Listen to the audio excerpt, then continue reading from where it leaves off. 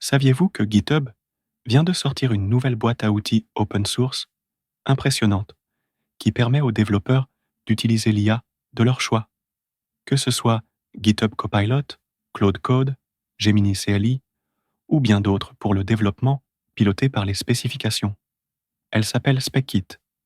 Au lieu de compter sur le vibe coding, où vous pouvez simplement lancer une instruction à un agent IA et espérer que le code fonctionne, SpecKit fait de la spécification l'artefact central de votre flux de travail.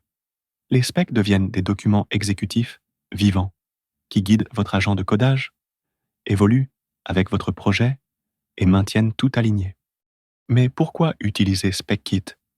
C'est un outil open source sous licence MIT et il est entièrement hébergé sur GitHub. En centrant votre processus de développement autour des spécifications, il fonctionne essentiellement en un processus en 4 phases avec différents points de contrôle. Vous commencez d'abord par la spécification où vous définissez les objectifs et les résultats utilisateurs. La phase de planification où il cartographie l'architecture de la stack et les contraintes.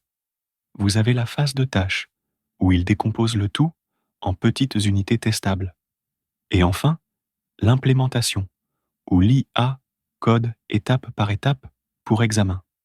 Globalement, avec tout cela pris en compte, les specs deviennent des artefacts vivants, ce qui garantit un meilleur alignement, une meilleure fiabilité et un développement piloté par l'intelligence artificielle de qualité supérieure. Commencer, c'est vraiment simple. Rendez-vous sur la boîte à outils SpecKit sur GitHub, dont je laisserai un lien dans la description ci-dessous. Et essentiellement, c'est un outil CLI avec lequel vous pouvez travailler appelé Specify. Vous pouvez l'initialiser sur votre projet en fonction de l'agent de codage que vous utilisez. Donc, si vous utilisez quelque chose comme Claude Code, vous pouvez l'initialiser avec cette commande ici. Vous pouvez simplement copier cette partie et coller votre nom de projet. Par exemple, je peux coller cette commande fournie par GitHub. Puis, je peux spécifier mon nom de projet et appuyer sur Entrée. Vous pouvez voir ici qu'il a créé le nouveau projet basé sur le nom que je lui ai donné. Et il va me demander de choisir mon assistant IA. J'ai donc la possibilité d'utiliser GitHub Copilot Code ainsi que Gemini CLI et je peux même utiliser un autre agent de codage que je devrais configurer en back-end. Mais ce que je vous recommande d'utiliser avec, c'est évidemment GitHub Copilot. Mais Claude Code fonctionne très bien avec Specify. Je peux donc appuyer sur Entrée et il va initialiser le projet Specify. C'est le nom de projet que j'ai. Il va vérifier les outils requis, sélectionner l'assistant IA, qui est GitHub Copilot, récupérer la dernière version, télécharger le modèle et essentiellement initialiser l'ensemble du projet. Maintenant, ce qu'il recommande de faire est de se rendre dans le projet spécifié, mais il recommande aussi de l'ouvrir dans mon IDE et je peux utiliser les commandes / avec GitHub Copilot. C'est là que vous pouvez taper la commande / dans n'importe quel fichier pour voir les commandes disponibles. Spec pour créer les spécifications, la commande /plan pour créer le plan d'implémentation et la commande /task pour générer la tâche. Et ensuite, il va mettre à jour le fichier constitution.md dans votre projet avec les principes non négociables. Et essentiellement, c'est ainsi que vous pouvez commencer avec le développement piloté par les spécifications. Comme nous l'avions mentionné auparavant, cela fonctionne en un processus en 4 étapes, où vous spécifiez, planifiez, décomposez en tâches et implémentez. J'ai donc ouvert cela dans VS Code. Je peux ouvrir un chat GitHub Copilot et nous pouvons suivre les étapes qu'il nous a indiquées. Ce que je peux faire maintenant, dans mon dossier de projet Specify, avec GitHub Copilot initialisé, c'est utiliser n'importe laquelle des commandes / avec SpecKit.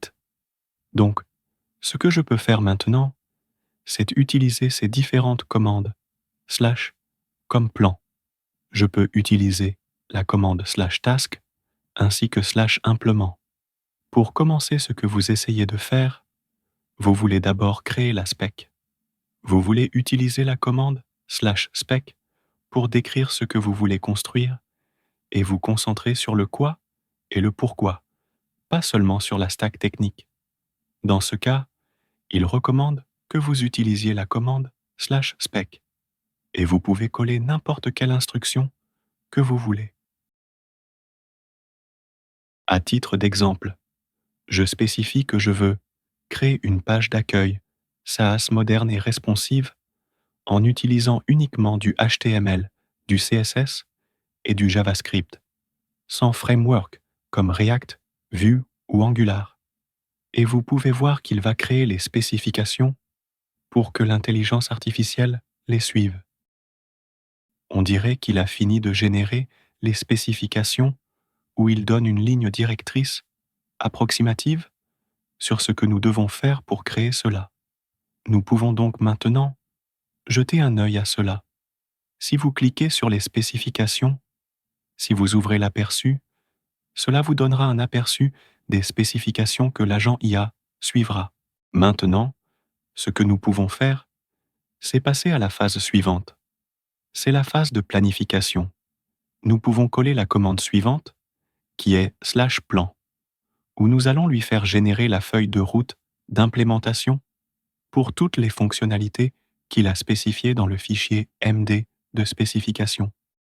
Vous pouvez voir maintenant qu'il va également configurer tous les différents modèles qui seront nécessaires pour que l'agent IA les suive.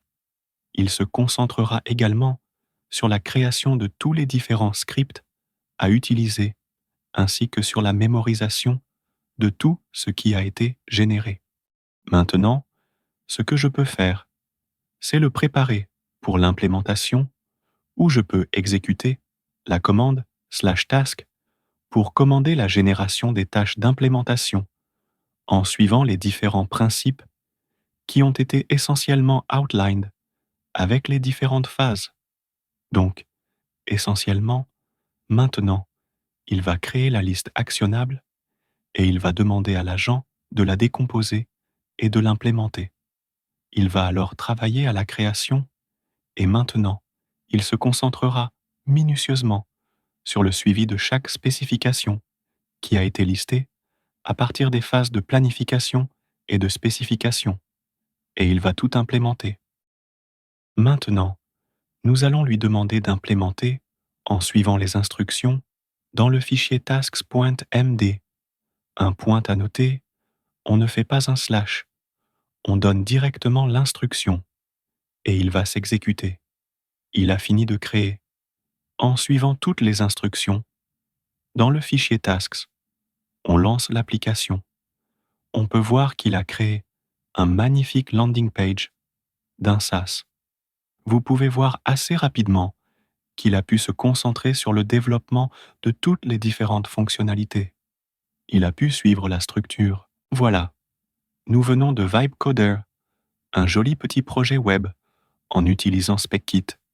J'espère que vous voyez maintenant comment cette approche méticuleuse de développement, pilotée par les spécifications, peut aider à améliorer la capacité du modèle IA à produire un code plus propre et plus raffiné.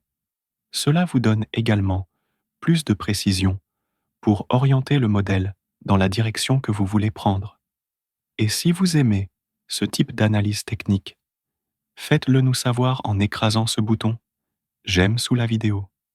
Et n'oubliez pas de vous abonner à notre chaîne pour plus de vidéos comme celle-ci. Je vous vois dans la prochaine vidéo. Bye.